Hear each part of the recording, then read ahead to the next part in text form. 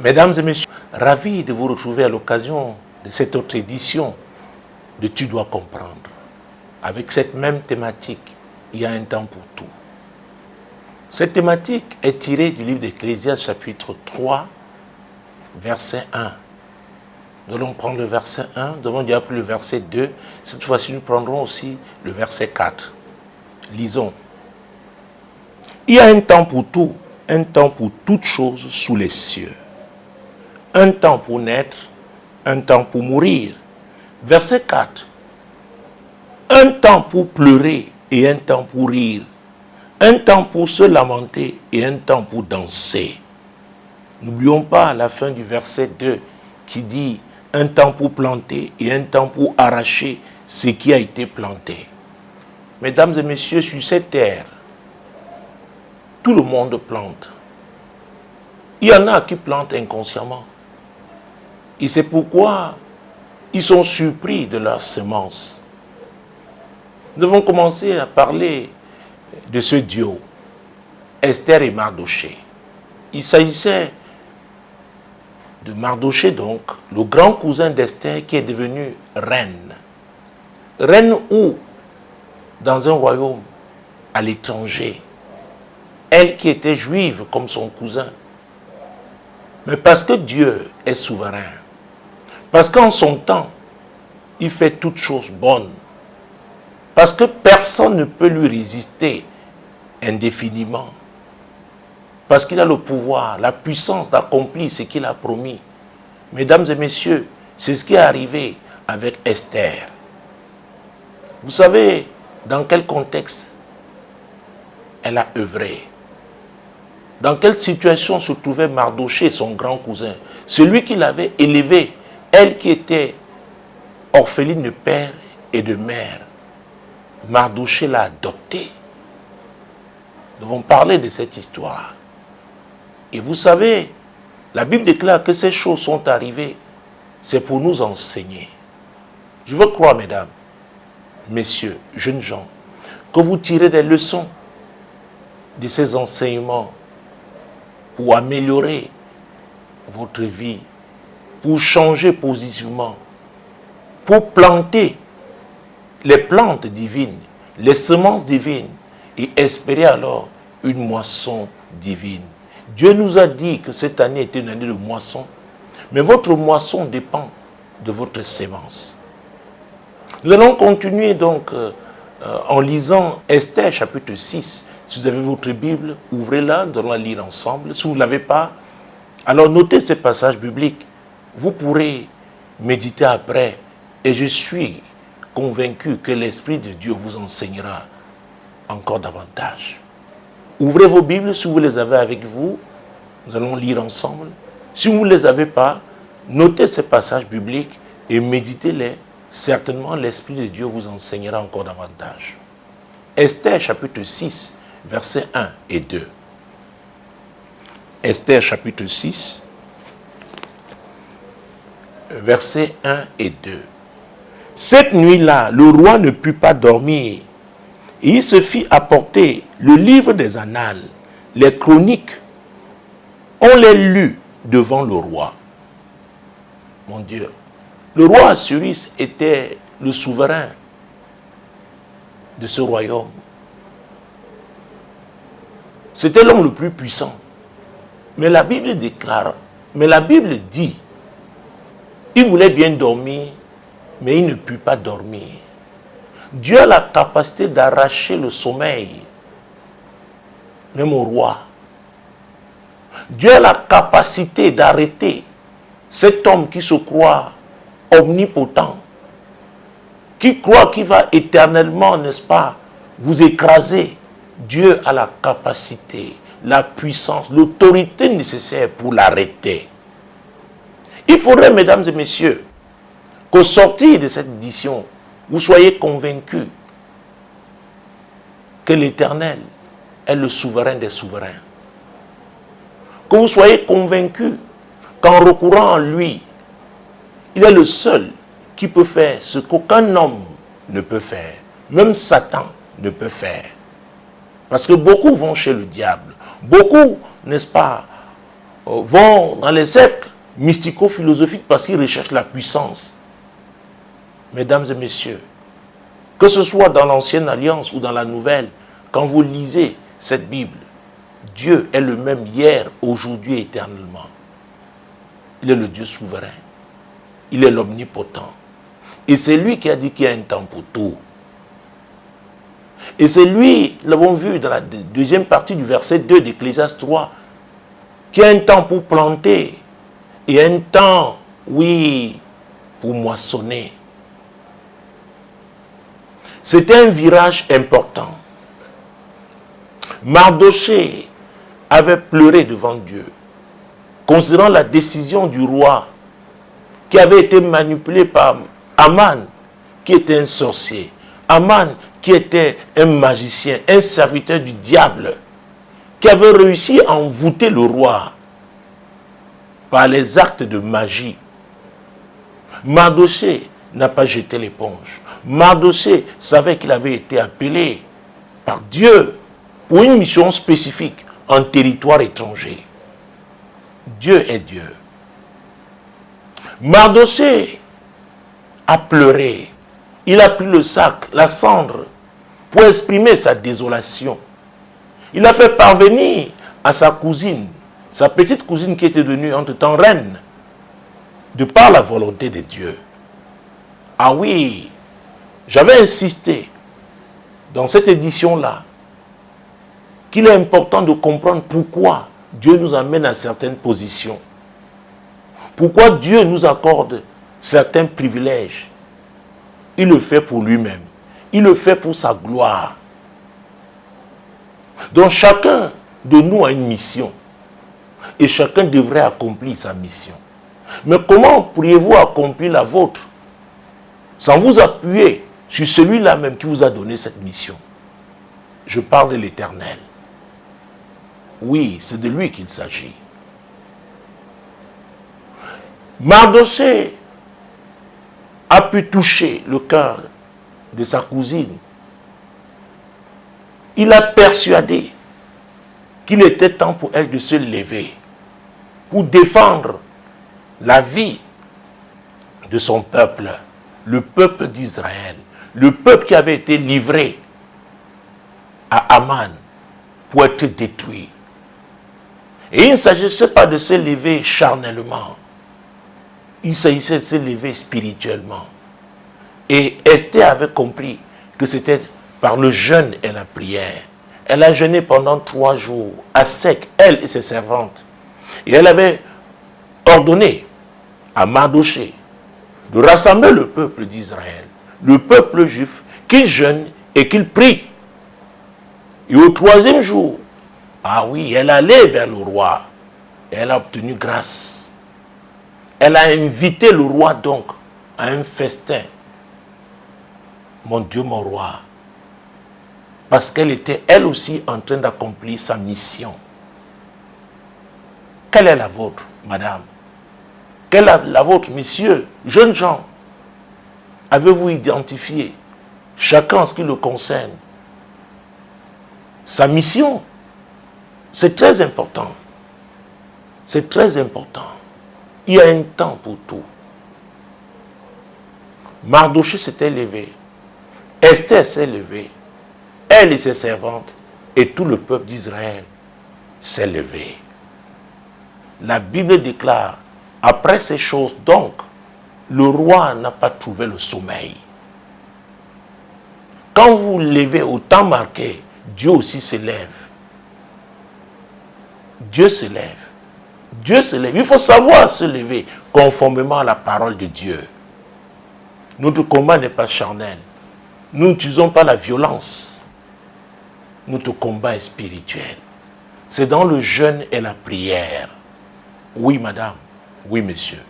Jeunes gens, c'est ce que j'enseigne. C'est ma conviction. Verset 2. Et l'on trouva écrit ce que Mardochée avait relevé au sujet de Bitan et de Thérès, les deux eunuques du roi, gardes du seuil, qui avaient voulu porter la main sur le roi Assuérus. Mon Dieu, mon roi. Mardochée avait posé un acte héroïque qui avait été consigné dans les documents. C'était dans les archives du royaume.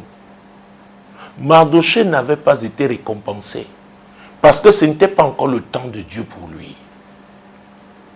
Je sais que vous êtes nombreux à pleurer, à vous plaindre. Voilà ce que j'ai fait. J'ai travaillé durement, on ne m'a pas récompensé. Dieu m'a envoyé vous dire qu'il y a un temps pour tout. Dieu fait toutes choses bonnes en son temps.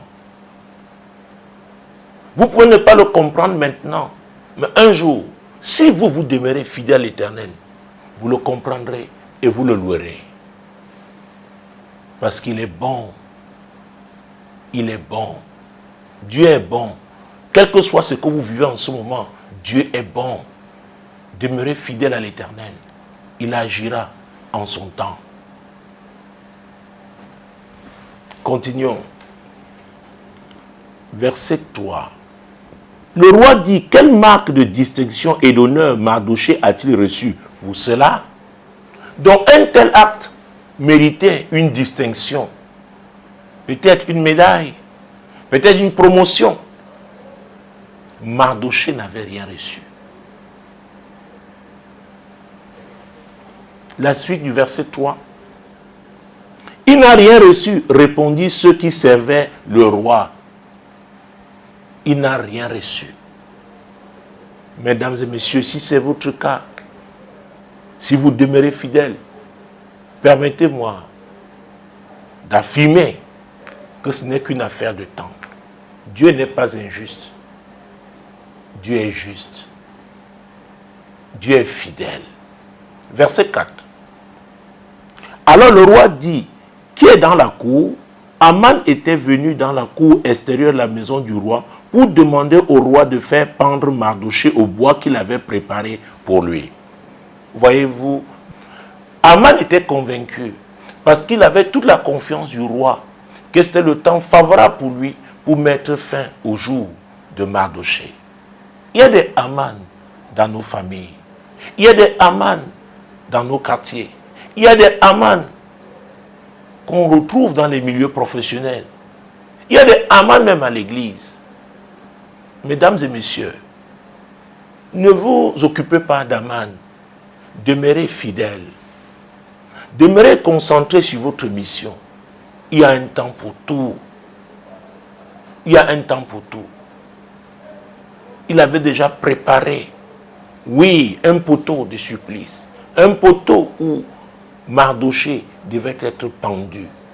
Mais ce qu'il ne savait pas, c'est qu'entre-temps, la prière d'Esther, ses servantes et tout le peuple de Dieu avait permis à Dieu d'intervenir, avait ouvert les portes de l'intervention divine. La Bible déclare que Dieu change leur science en folie. Quand vous lisez Ésaïe chapitre 47, verset 13, la Bible nous parle des gens qui connaissent le ciel, qui annoncent d'après les nouvelles lunes. La Bible nous parle de ces astrologues, de ces devins. Je ne sais pas quel type d'annonce, oui, ont-ils eu à faire vous concernant. Ce que je sais, c'est que vous pouvez déprogrammer tout ce qu'ils ont annoncé. Pourquoi? L'Éternel est le plus puissant. Il est le très haut. Il est l'ancien des jours. Mesdames, messieurs, il y a la puissance dans la prière. La prière des saints. La prière des fidèles. Et quand elle est accompagnée de jeunes, mon Dieu, mon roi, vous pouvez révoquer ce qui a été scellé. Vous pouvez briser les sceaux sataniques. C'est ce que Esther a fait. Elle et ses servantes. Mardochée, le peuple d'Israël. Mais Aman, parce que les féticheurs, les sorciers, les magiciens, les devins, les marabouts lui avaient dit que c'était sa saison. Il avait été promu, dont il était convaincu, tout lui était acquis. C'est pourquoi ne vous découragez pas. Les gens peuvent se pavaner parce qu'ils croient qu'ils vont demeurer puissants. Vous demeurez fidèles à Dieu. Dieu va intervenir. Il y aura un coup de théâtre qui va étonner tout le monde. Le Dieu que je sais, l'Éternel dont je vous parle, c'est le Dieu qui étonne les hommes sur cette terre qu'il a créée. Faites confiance en ce Dieu-là. Demeurez-lui fidèle. Il agira et vous vous réjouirez. Vous le célébrerez parce qu'il est bon. Continuons notre lecture. Verset 5. Les serviteurs du roi lui répondirent, c'est Aman qui se tient dans la cour. Et le roi dit, qu'il entre. Oh mon Dieu. Aman savait qu'il était le numéro 2. Donc quand sa majesté l'appelle, oh mon Dieu, mon roi, dans une saison aussi favorable, ça ne peut être que pour une bonne chose. Continuons de lecture. Verset 6. Aman entra et le roi lui dit, que faut-il faire pour un homme que le roi veut honorer? Aman se dit en lui-même, quel autre que moi le roi voudrait-il honorer? Donc pour Aman, tout ce qui était bien, tout ce qui était précieux, tout ce qui était glorieux dans ce royaume-là, oh mon Dieu, venant du roi, ne pouvait que lui être destiné.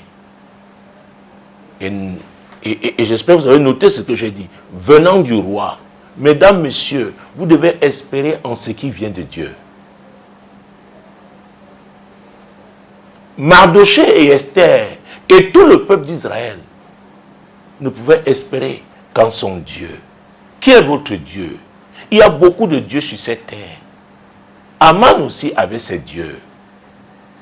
Ce n'est pas parce qu'on se retrouve le dimanche assis dans une chapelle, dans une paroisse, dans un temple, que vous pouvez croire, avoir la naïveté de croire que tous ceux qui sont assis là ont le même Dieu. Il y en a qui la nuit étaient chez des féticheurs. Il y en a qui la nuit ont porté des robes, n'est-ce pas, noires. Et le dimanche de Sainte-Seine, ils sont tous de blanc vêtus. C'est pourquoi je te pose à toi la question en ce moment. C'est une question personnelle. Qui est ton Dieu? Est-ce que c'est Jésus qui est ton sauveur? Toi qui viens t'asseoir à l'église, tu dois savoir que c'est Jésus qui est le chef de l'église. Et c'est lui qui a déclaré, je bâtirai mon église et les portes du séjour des morts ne prévaudront point contre elle. Et tu es un agent des ténèbres à l'église. Oh, si tu l'as souvent été, tu dois changer. Sinon, il y a un temps pour tout. Dieu va te juger. Il y a des gens qui prient. S'il y a des gens, effectivement, dans cette paroisse qui prient en esprit, en vérité, des gens qui craignent Dieu, c'est une affaire de temps. Je peux prophétiser sur toi pour te dire que Dieu va te juger. Dieu va t'exposer. Dieu va te dénuder. Ton voile là sera déchiré. Ton masque là va tomber. Parce que c'est Jésus qui est le chef de l'église. Et sa maison doit être appelée maison de prière. Parce qu'on prie en son nom, au nom de Jésus. Donc si tu n'es pas de Dieu, si ce n'est pas Jésus que tu suis sincèrement, quitte l'église. Cesse de polluer l'église. Va-t'en. Ne sois pas un obstacle de bénédiction dans l'église. Il faut faire très attention donc. Il y a beaucoup de dieux. Quelqu'un me disait, et c'est un Indien qui sert Dieu, me disait qu'en Inde, il y a 1 milliard de dieux. Donc quand les gens parlent de Dieu, oh, il faut leur poser la question, de quel Dieu s'agit-il? Moi, je parle de Jésus, qui a dit, je suis le chemin, la vérité, la vie, et nul ne peut aller au Père que par moi. L'apôtre Paul, parlant de lui, il a dit, n'est-ce pas, que Jésus est le seul médiateur entre Dieu et les hommes. Que ce soit très clair, que chacun sache dans quel couloir il opère.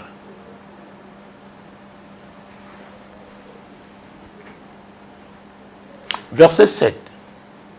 Aman répondit au roi, pour un homme que le roi veut honorer, verset 8, il faut prendre le vêtement royal dont le roi se couvre et le cheval que le roi monte et sur la tête duquel se pose une couronne royale, verset 9, remettre le vêtement et le cheval à l'un des principaux chefs du roi, puis revêtir l'homme que le roi veut honorer, le promener à cheval à travers la place de la ville et crier devant lui. C'est ainsi que l'on fait à l'homme que le roi veut honorer. Vous voyez toutes les précautions qu'Aman a prises. Il se disait que c'est lui qui serait le bénéficiaire. Ah oui, que c'est lui qui jouirait de cet honneur. Il se trompait lamentablement. Mesdames, messieurs, le temps est venu pour que ceux-là qui vous ont souvent privé de vos fruits, ces personnes injustes, méchantes, oui, que ces personnes soient aussi frustrées. Il était convaincu que ces honneurs, lui étaient destinés. Continuons de lecture. Verset 10. Le roi dit à Aman, prends tout de suite le vêtement et le cheval, comme tu l'as dit, et fais ainsi pour Mardochée, le juif qui est assis à la porte du roi. Ne néglige rien de tout ce que tu as mentionné. Vous voyez ça? Ce que tu as dit là, applique à la lettre. Oh mon Dieu! Quelle rebuffade! Quelle désillusion! Le mois est venu. Le mois est venu. Ceux-là qui se croyaient être les tout-puissants, ils vont connaître le propre. Et quand je parle de propre, il s'agit, n'est-ce pas, d'une honte profonde. Ce ne sera pas caché. Ce ne sera pas caché. Ce sera public. Continuons. Verset 11. Et Aman prit le vêtement et le cheval, il revêtit Mardochée, il le promena à cheval à travers la place de la ville, et il cria devant lui. C'est ainsi que l'on fait à l'homme que le roi veut honorer. Vous savez, quand un roi donne des instructions, personne ne peut faire le contraire. Personne ne peut lui désobéir parce qu'il a un droit, il a le droit de vie et de mort. Ah, un royaume, ce n'est pas comme une république. Ah oui.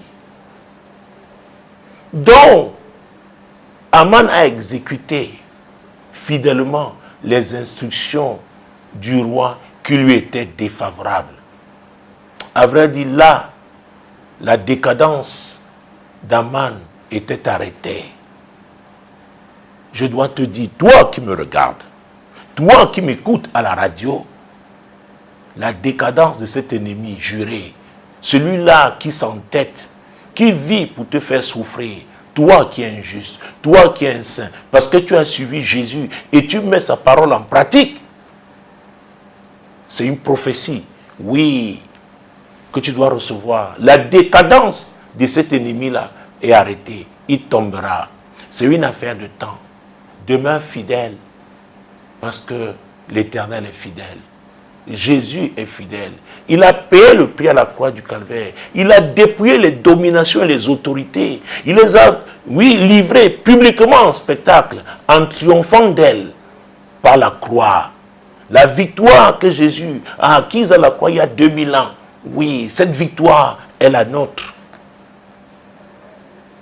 C'est une victoire sur le monde des ténèbres. C'est une victoire sur Satan et ses agents. Et il a ses agents physiques qui peuvent se retrouver dans nos familles, qui peuvent se retrouver dans nos quartiers, qui peuvent se retrouver à l'école, qui peuvent se retrouver dans nos milieux professionnels, au marché, partout. Mais faites confiance à l'Éternel. Jésus est le même hier, aujourd'hui et éternellement. Il a vaincu une fois pour toutes. Et cette victoire, c'est pour quiconque croit, pour quiconque marche dans la foi. Et la Bible ne dit-elle pas que sans la foi, on ne peut pas plaire à Dieu. Mesdames et messieurs, jeunes gens, vous devez être des hommes et des femmes de foi. Il a promis il le fera. Ne vous laissez pas distraire, n'est-ce pas, par l'euphorie diabolique. Elle est passagère. C'est pour un temps. Continuons. Mon Dieu, mon roi. Verset 12. Mardochée retourna à la porte du roi et Aman se rendit en hâte chez lui, désolé et la tête voilée. Ton ennemi sera désolé. Il aura la tête voilée. Il cherchera à se cacher, il ne trouvera pas de cachette. Parce que Dieu est fidèle. Il faut persévérer. Jésus n'a pas dit que ce sera facile. Lui-même a persévéré. Il a pleuré au jardin de Gethsémani. On a vu le sang couler à la place des larmes. Mesdames, messieurs, ce n'est pas facile. Persévérer. Il y a un temps pour tout. Vous êtes proche de la victoire. Demeurez fidèle. Ne vous laissez pas distraire. Demeurez fidèle. Continuons. Verset 13. Aman raconta à Zérès, sa femme, et à tous ses amis, tout ce qui lui était arrivé. Écoutez la suite. C'est très important, ce qui va suivre. La réponse, donc, n'est-ce pas, des amis de Mardochée, hein, nous sommes toujours au verset 13, c'est la deuxième partie. Et ces sages, et Zérès, sa femme, lui dit, oh mon Dieu, mon roi. Donc, Aman avait ses sages, il avait ses conseillers, il avait ses partenaires. Et naturellement, parmi ses partenaires se trouvait sa femme. Écoutez leur déclaration. Si Mardochée, devant lequel tu as commencé de tomber, est de la race des Juifs, tu ne pourras rien contre lui, mais tu tomberas devant lui. Hey! Qu'est-ce qu'il y avait avec le peuple juif? La différence entre le peuple juif et les autres, c'était leur Dieu, l'Éternel, le Dieu créateur de toutes choses. Oui, Jéhovah Tsidkenu, l'Éternel notre justice. Si l'Éternel est votre Dieu, vous qui êtes fidèles, il vous rendra justice. C'est une affaire de temps. Il est aussi appelé Jéhovah Shammah. Il est présent. Même dans votre souffrance, il est présent. Il est aussi appelé Jéhovah Shalom. Il est le Dieu de paix. Dans vos difficultés, recevez la paix du Seigneur. Et soyez rassurés qu'il agira. Il est aussi appelé Jéhovah Sabaoth. Oui, c'est lui qui combat pour nous. C'est lui qui combat pour toi. Fais-lui confiance. Continuons. Verset 14. Comme il lui parlait encore, les eunuques du roi arrivèrent et conduisirent aussitôt Aman au festin qu'Esther avait préparé. Mesdames et messieurs, il est important de retenir pour cette édition qu'Esther avait prié. Ses servantes l'avaient soutenue pendant ces 3 jours de jeûne à sec. Mardochée avait rassemblé le peuple d'Israël. Eux aussi avaient jeûné à sec et avaient prié. Dieu avait changé les choses entre-temps. Les prévisions des sorciers, des magiciens, oui, ont été changées. Le Dieu qui change leur science en folie était intervenu. La confiance absolue qu'Aman avait, parce qu'il comptait sur ses dieux, il comptait sur le diable.